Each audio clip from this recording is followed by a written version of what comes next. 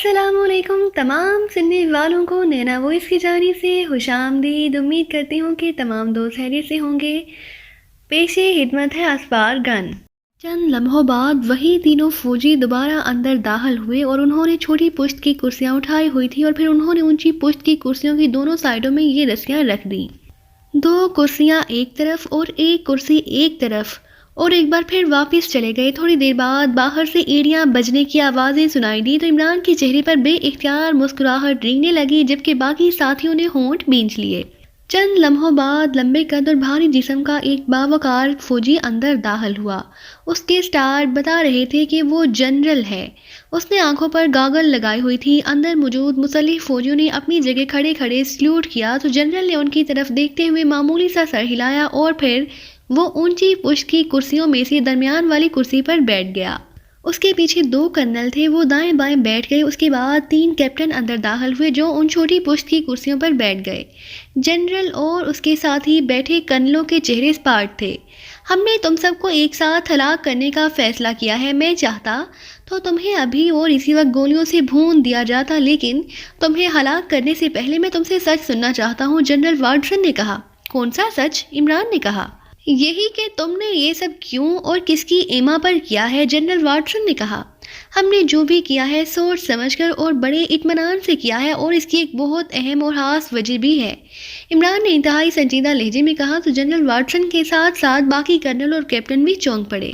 عمران کے ساتھیوں کے چہروں پر بھی حیرت کے تاثرات ابھر آئے تھے۔ خاص وجہ؟ کیا مطلب؟ کون سی وجہ؟ جنرل واٹسن نے حیرت بھرے لہجے میں کہا۔ ٹاپ X110 کا کوڈ جانتے ہو؟ عمران نے کہا تو اس کی بات سن کر جنرل واٹسن بری طرح سے اچھل پڑا۔ Top X110؟ تمہارا مطلب special task force of Red Crown? General Watson نے اس کی طرف آنکھیں پھاڑ پھاڑ کر دیکھتے ہوئے کہا۔ ہاں، عمران نے اطمینان بھرے لہجے میں کہا۔ اوہ، یہ کیسے ہو سکتا ہے؟ یہ کوڈ تو ایکریمیا کی ٹاپ فورس سے متعلق ہے جو ڈائریکٹ صدر مملکت کو جواب دہ ہے، اور اس کے سامنے ایکریمیا کی کوئی بھی سروس، کوئی بھی ایجنسی اور کوئی بھی ادارہ معمولی سی چون چرا بھی نہیں کر سکتا، جنرل واٹسن نے کہا۔ اس کے ساتھ ہی کرنلوں کے چہرے پر بھی حیرت کے تاثرات دکھائی دے رہے تھے۔ ہاں، اگر تم اسپیشل ٹاسک فورس کو جانتے ہو تو پھر اس کے سربراہ کے بارے میں بھی یقیناً تمہارے پاس معلومات ہوں گی۔ اس کا نام کیا ہے؟ عمران نے اسپاٹ لہجے میں کہا۔ میں جانتا ہوں چیف کا نام، تم بتاؤ تم کیا جانتے ہو اس کے بارے میں، جنرل واٹسن نے ہونٹ چباتے ہوئے کہا۔ اس کے چہرے پر شدید حیرت اور الجھن کے تاثرات دکھائی دے رہے تھے۔ اس کا نام مارشل ریلے ہے، عمران نے جواب دیا تو جنرل واٹسن بری طرح اچھل پڑا۔ او، تم اس کا نام بھی جانتے ہو؟ جنرل واٹسن نے کہا۔ ہاں، کیونکہ میں اس فورس کا سپریم ایجنٹ ہوں، عمران نے کہا تو جنرل واٹسن اس بار ایک جھٹکے سے اٹھ کر کھڑا ہو گیا اور عمران کی جانب آنکھیں پھاڑ پھاڑ کر دیکھنے لگا۔ یہ کیسے ہو سکتا ہے؟ یہ کیسے ممکن ہے؟ جنرل واٹسن نے بری طرح ہکلاتے ہوئے لہجے میں کہا۔ میں تمہیں سپریم ایجنٹ کی کوئی محسوس نشانی دکھا سکتا ہوں، آگے بڑھو اور میری دائیں آنکھ کے اوپر کا پردہ اٹھا کر دیکھو، عمران نے کہا تو جنرل واٹسن چند لمحے عمران کی جانب تذبذب بھرے انداز میں دیکھتا رہا، پھر وہ کچھ سوچ کر تیزی سے آگے بڑھا اور اس نے عمران کی دائیں آنکھ کا پردہ اٹھایا۔ دوسرے لمحے اسے جھٹکا سا لگا اور وہ یکلخت ساکت سا ہو گیا۔ اب یقین آیا؟ عمران نے کہا۔ ہاں، جنرل واٹسن نے جواب دیا۔ اس کا لہجہ کھویا کھویا سا تھا۔ اب اپنا کان میرے منہ کے پاس لاؤ اور میری بات دھیان سے سنو، عمران نے کہا تو جنرل واٹسن نے اپنا ایک کان اس کے منہ کے قریب کر دیا۔ عمران اس کے کان میں آہستہ آواز میں کچھ کہنے لگا۔ وہ سب حیرت سے عمران اور جنرل واٹسن کو دیکھ رہے تھے۔ جنرل واٹسن کے ساتھ آنے والے کرنلز اور ان کے ساتھیوں کے چہروں پر بھی حیرت کے تاثرات لہرا رہے تھے اور اس کے ساتھیوں کے چہروں پر بھی حیرت چھائی ہوئی تھی۔ عمران جنرل واٹسن کے کان میں کچھ کہتا رہا، پھر جنرل واٹسن ایک جھٹکے سے سیدھا ہو گئے۔ یہ سچ کہہ رہے ہیں، یہ ٹاپ فورس کا سپریم ایجنٹ ہی ہے اور اس نے جو کچھ کیا ہے اپنے چیف کے حکم پر کیا ہے۔ یہ سب کچھ پاکستانی ایجنٹوں کو ڈاج دینے کے لیے کیا گیا ہے، اور چونکہ اس معاملے کو انتہائی ٹاپ سیکرٹ رکھا جا رہا ہے اس لیے انہیں یہاں میک اپ کر کے خصوصی طور پر آنا پڑا ہے، اور انہوں نے وہی کچھ کیا ہے جس کا انہیں حکم دیا گیا تھا۔ اس نے ٹاپ فورس کا محسوس کوڈ بتانے کے ساتھ آنکھ کے نیچے بنے ہوئے پردے پر ریڈ کراؤن کا محسوس نشان بھی مجھے دکھایا ہے، اور پھر اس نے مجھے کان میں جو کچھ بھی بتایا ہے وہ سوائے میرے اور مارشل ریڈے کے اور کوئی نہیں جانتا ہے، اس لیے یہ ہمارے دشمن نہیں ہے۔ میں انہیں آزاد کرنے کا حکم دیتا ہوں، جنرل واٹسن نے تیز تیز بولتے ہوئے کہا تو اس کے ساتھ آنے والے کرنل بری طرح سے اچھل پڑے۔ یہ آپ کیا کہہ رہے ہیں جنرل؟ ایک کرنل نے بوکھلائے ہوئے لہجے میں کہا۔ آل از वेल ओके, जनरल वाटसन ने सख्त लहजे में कहा, लेकिन दूसरे कर्नल ने कुछ कहना चाहा। उन्हें रहा कर दिया जाए और कर्नल रोगर, आप उन्हें वहीं पहुंचा दें जहां ये कहें। जनरल वाटसन ने कहा, यस सर। कर्नल रोगर ने इंतहाई मोदबाना लहजे में कहा और जनरल वाटसन वापस मुड़ गया। उसके पीछे दूसरा कर्नल और कैप्टन भी चले गए, जबकि मुसल्लिह फौजी वहीं खड़े रहे। उन्हें रहा करो, कर्नल रोगर ने उन मुसल्लिह फौजियों से कहा और खुद भी मुड़कर बैरूनी दरवाजे की तरफ बढ़ गया, जबकि उस दौरान जनरल वाटसन अपने महफूज ऑफिस में जाकर बैठ गया था। उसी लम्हे मेज पर रखे हुए फोन की घंटी बज उठी। उसने झपट कर रिसीवर उठा लिया। यस, जनरल वाटसन ने कहा, जनाब आप ग्रैंड मास्टर से बात करना चाहते हैं, वो ऑनलाइन है, उनसे बात कीजिए। दूसरी तरफ से सेक्रेटरी की मोदबाना आवाज़ सुनाई दी। हेलो सर, मैं जनरल वाटसन बोल रहा हूँ, जनरल कमांडर। जनरल वाटसन ने कहा, यस जनरल वाटसन, बताएं अब वो मुजरिम कहाँ हैं? दूसरी तरफ से चीखते हुए लहजे में पूछा गया। वो डेथ रूम में मौजूद हैं ग्रैंड बॉस, मैंने उन सबको गोलियों से हलाक करा दिया है और उनकी लाशें बर्की भट्टी में जलाकर भस्म कर दी गई हैं, जनरल वाटसन ने कहा। ये आप क्या कह रहे हैं जनरल वाटसन? मुझे अभी अभी कर्नल रोगर ने फ़ोन करके बताया है कि आपने उन सबको रहा कर दिया है और उन्हें हिफाजत से निकल जाने दिया है। दूसरी तरफ से ग्रैंड मास्टर ने उसीली आवाज़ में कहा तो जनरल वाटसन चौंक पड़ा। क्या क्या मतलब? ये आप क्या कह रहे हैं ग्रैंड मास्टर? मैं तो अभी उन सबको अपने सामने गोलियों से छलनी होता देख कर आया हूँ, फिर वो यहाँ से बाहिफाजत जिंदा कैसे जा सकते हैं? जनरल वाटसन ने बुरी तरह से उछलते हुए कहा। शायद आपका दिमाग खराब हो गया है जनरल वाटसन, जो आप ऐसे बहकी बहकी बातें कर रहे हैं। कर्नल रोगर ने मुझे बताया है कि एक एशियाई ने आपके सामने टॉप सर्विस का नाम और कोड बताया था तो आप चौंक पड़े थे। आपने उसकी आंख का पर्दा हटाकर रेड ग्राउंड का महसूस निशान देखा था और फिर उसने आपके कान में कुछ ऐसा कहा था कि आपने फौरन उनके बेगुनाह होने का ऐलान किया था और उन्हें बाहिफाजत वहां से भेजने का इंतजाम कर दिया था। क्या ये सब सच है? अगर सच है तो क्यों? उस एशियाई ने आपके कान में ऐसा क्या कहा था कि आपने उसे और उसके साथियों को बेगुनाह करार दे दिया था और उन्हें जिंदा छोड़ दिया था? जवाब दे मुझे अभी और फौरन। दूसरी तरफ से ग्रैंड मास्टर ने धाड़ते हुए कहा, मैंने ऐसा कुछ नहीं किया था ग्रैंड मास्टर, मुझे बखूबी याद है। मैं डेथ सेल में गया था, वो सब बंधे हुए थे। मेरे साथ 2 कर्नल और मशीन गनों से मुसल्लिह फौजी भी थे।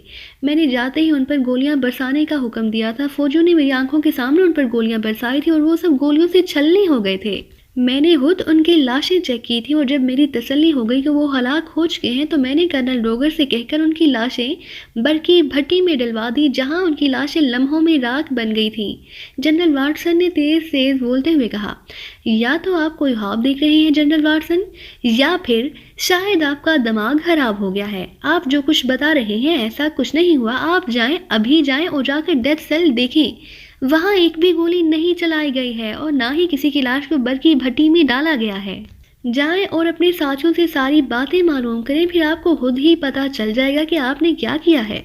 दूसरी तरफ से ग्रैंड मास्टर ने गुस्से से चीखते हुए कहा और साथ ही राब्ता खत्म कर दिया। जनरल वाटसन चंद लम्हे रिसीवर हाथ में पकड़े बैठा रहा, फिर उसने रिसीवर रखा और एक झटके से उठ खड़ा हुआ।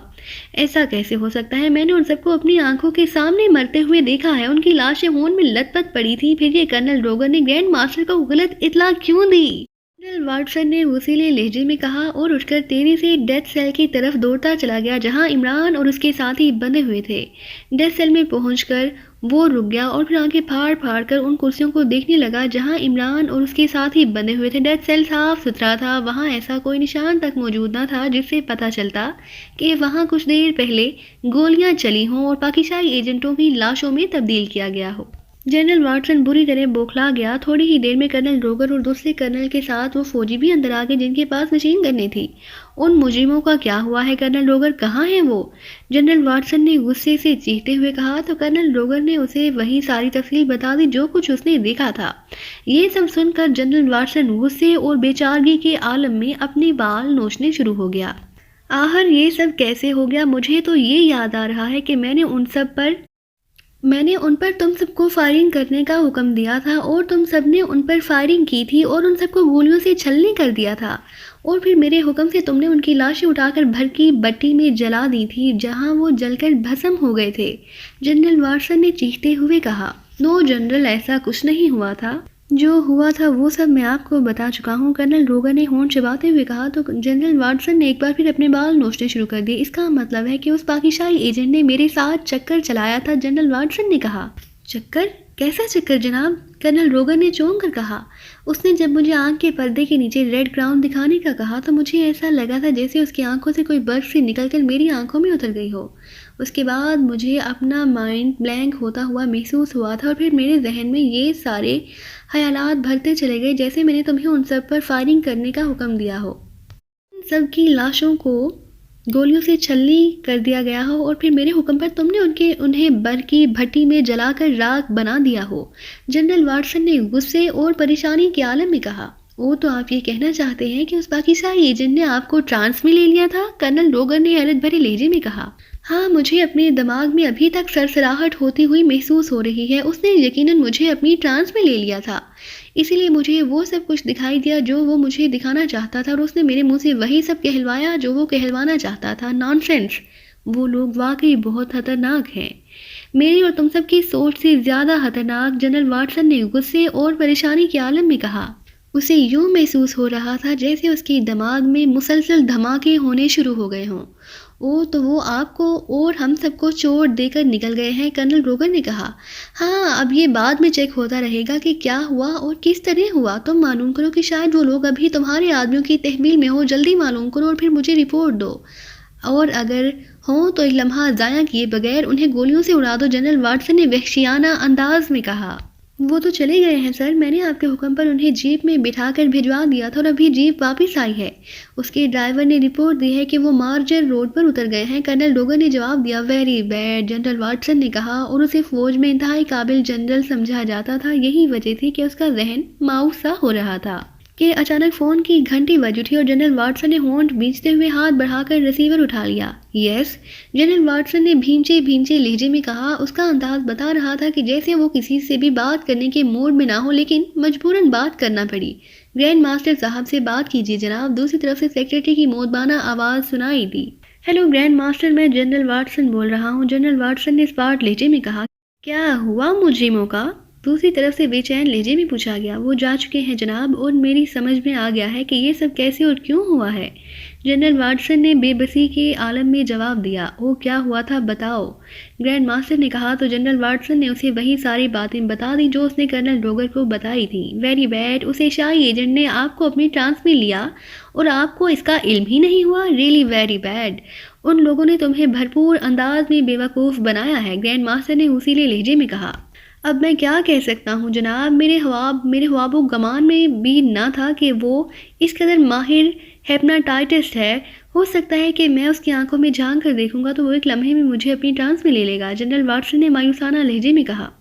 بہرحال اس کی باقاعدہ تحقیقات ہوں گی، تم ایسا کرو کہ پورے براسکن کے علاقے کا چارج سنبھال لو اور وہاں چپے چپے پر فوج کو پھیلا دو اور کسی اجنبی کا داخلہ اس علاقے میں بند کر دو۔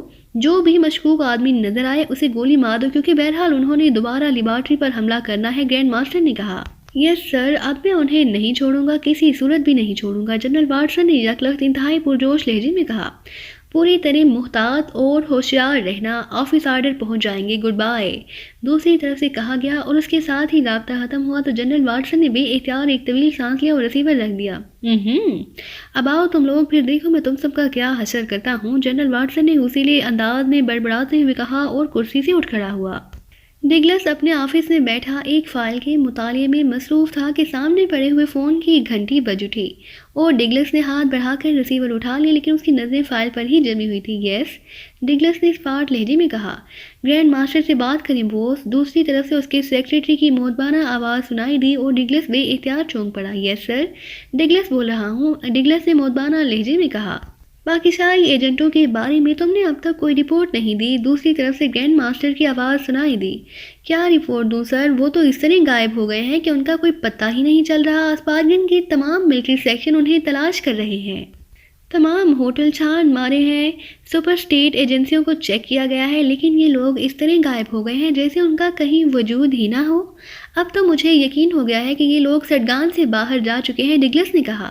وہ واقعی سٹگان سے باہر چلے گئے ہیں، میرا مطلب ہے کہ براسکن کے علاقے میں جہاں RT لیبارٹری موجود ہے اور انہوں نے لیبارٹری پر حملہ کر دیا ہے، دوسری طرف سے کہا گیا تو ڈگلس بے اختیار چونک پڑا۔ حملہ بھی کر دیا ہے لیبارٹری پر؟ پھر سر مجھے تو معلوم ہی نہیں تھا کہ لیبارٹری براسکن کے علاقے میں ہے، اور ویسے وہ سارا علاقہ تو فوج کی تحویل میں ہے، ڈگلس نے کہا۔ ہاں، وہ سارا علاقہ ملٹری فورس کی تحویل میں ہے اور وہاں انتہائی سخت حفاظتی انتظامات کیے گئے ہیں، لیکن اس کے باوجود اس لیبارٹری کو بھی سیکرٹ رکھا گیا، حتیٰ کہ تمہیں بھی نہیں بتایا گیا کہ یہ کہاں ہے۔ پھر بھی انہوں نے معلوم کر لیا اور پھر انہوں نے سپر ماسٹر اور براسکن کے انچارج ڈیکارٹر کو ہلاک کر دیا۔ ڈیکارٹر کے رائٹ ہینڈ ڈائڈو اور 20-25 فوجی بھی ہلاک کر دیے۔ لیبارٹری کا خفیہ دروازہ دھماکہ کر کے کھول لیا۔ گرینڈ ماسٹر نے جواب دیا تو ڈگلس کی آنکھیں حیرت سے پھیلتی چلی گئیں۔ اسے اپنے جسم میں سرسراہٹ محسوس ہونے لگ گئی۔ اسے یقین تھا کہ اب گرینڈ ماسٹر یہ بتائے گا کہ وہ لیبارٹری تباہ کر کے نکل گئے ہیں۔ لیبارٹری کے اندرونی حفاظتی نظام کی وجہ سے انہیں بے ہوش کر دیا گیا اور laboratory incharge doctor D Morgan نے پہلے ڈیکارٹر سے بات کرنے کی کوشش کی، پھر رائڈو سے، لیکن چونکہ وہ سب ہلاک ہو چکے تھے اس لیے انہوں نے ملٹری ہیڈ کوارٹر بات کی۔ وہاں کے انچارج جنرل واٹسن نے فوری طور پر وہاں ریڈ کیا اور انہیں بے ہوشی کے عالم میں وہاں سے نکلوا کر ملٹری ہیڈ کوارٹر لایا گیا۔ پھر جنرل واٹسن نے ان سے بغیر کچھ پوچھ گچھ کیے ہلاک کرنے کا پروگرام بنایا اور انہیں مشین گن برادر فوجوں سے ہلاک کرنے کے لیے ڈیتھ سیل پہنچ گیا۔ اس سے پہلے کہ وہ انہیں گولیوں سے چھلنی کرتا، ان میں سے ایک پاکستانی ایجنٹ نے اس کے سامنے ایک اسپیشل کوڈ دہرایا جو ایکریما کی ایک ٹاپ سیکرٹ فورس کا کوڈ تھا۔ یہ ٹاپ فورس ایکریمن پریزیڈنٹ کے انڈر کام کرتی تھی، جس کی جواب دہ وہ صرف صدر مملکت کو تھی۔ کوڈ سن کر جنرل واٹسن مہمسے میں پڑ گیا اور پھر گرینڈ ماسٹر نے تفصیل بتاتے ہوئے کہا تو ڈگلس کے چہرے پر بے اختیار اطمینان اور مسرت کے تاثرات پھیلتے چلے گئے، جیسے عمران اور اس کے ساتھیوں کے نکل جانے سے اسے مسرت ہو رہی ہو۔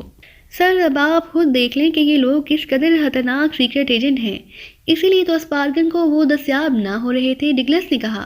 اس کے چہرے پر اطمینان اس لیے پھیل گیا تھا کہ اب گرینڈ ماسٹر کم از کم اس کی جواب طلبی نہ کر سکیں گے، کیونکہ جو لوگ اس قدر قتل و غارت کے بعد جنرل واٹسن کو بیوقوف بنا کر نکل سکتے ہیں، وہ لوگ اتنی آسانی سے کہاں قابو آ سکتے ہیں۔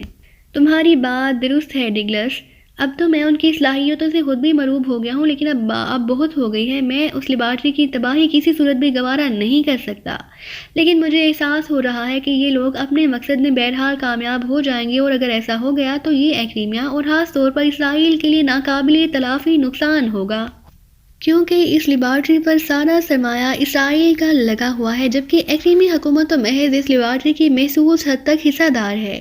اس لیے ایکریمی حکومت نے ملٹری فورس کے سیکشن ہمارے حوالے کر رکھے ہیں اور وہی لیبارٹری کی حفاظت پر مامور ہیں، گرینڈ ماسٹر نے کہا۔ اب میرے لیے کیا حکم ہے جناب، ڈگلس نے کہا۔ اب یہ لوگ دوبارہ سرگان شہر میں داخل ہو گئے ہیں، اب تم انہیں ٹریس کرو اور انہیں ہر قیمت پر ہلاک کر دو۔ ویسے میں نے جنرل واٹسن کو بھی براسکن کے علاقے کا انچارج بنا دیا ہے اور حکم دے دیا ہے کہ وہاں چپے چپے پر ملٹری فورس پھیلا دی جائے اور کسی بھی آدمی کا داخلہ ممنوع کر دیا جائے اور کسی مشکوک آدمی کو دیکھتے ہی گولی مار دی جائے۔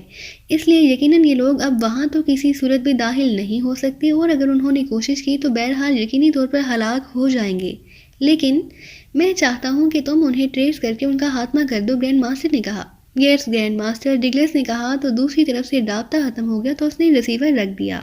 حیرت ہے مارشل ایڈگر والا چکر انہوں نے کیسے چلایا ہوگا، اور اب کیا کیا جائے، کس طرح انہیں ٹریس کیا جائے، ڈگلس نے بڑبڑاتے ہوئے کہا، اور پھر اچانک اس کے ذہن میں ایک خیال آیا تو وہ بے اختیار چونک پڑا۔